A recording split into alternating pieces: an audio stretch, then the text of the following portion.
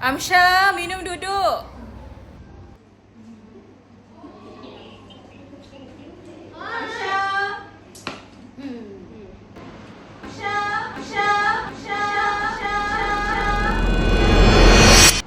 Kenapa Alma asyik tegur je?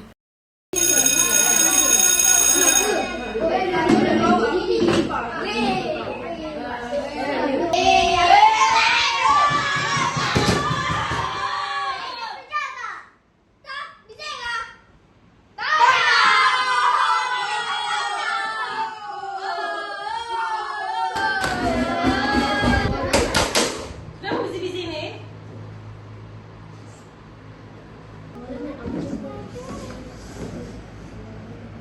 Diam.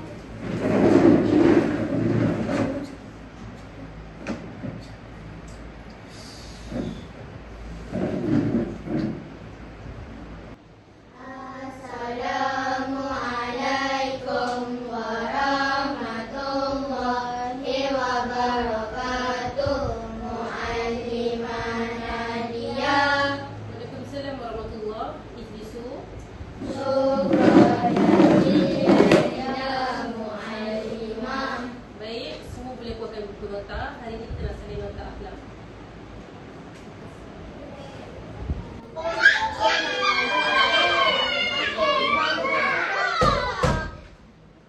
Boleh senyap sekejap tak?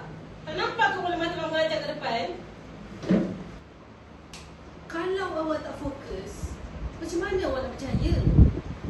Ibu ayah awak hantar awak ke sekolah untuk belajar, bukan untuk bermain. Bapa tak bersyukur masih ada ibu ayah. Dan awak masih ada di sini sebab doa ibu ayah awak. Alma tegur je. Bu Imas lah. Semua benda nak tegur. Kau tahu tak Amsha? Dia Mak Lima baru meninggal minggu lepas.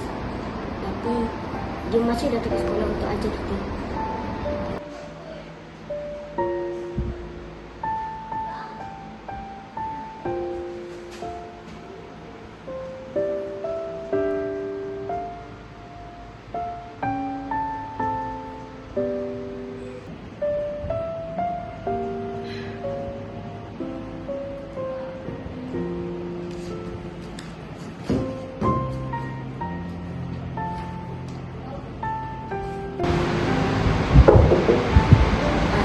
Assalamualaikum. Waalaikumsalam, ya Amsha.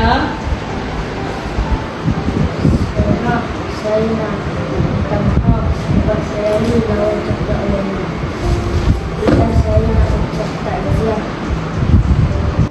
Tak apa, Muallimah tegur bukan sebab benci. Tapi sebab rumah tak nak Amsha rugi ke besar nanti. Masa kecil ni lah Amsha nak belajar tentang adab. Murid yang pandai belum tentu percaya. Tapi murid yang ada adabnya, insya-Allah Allah akan jaga.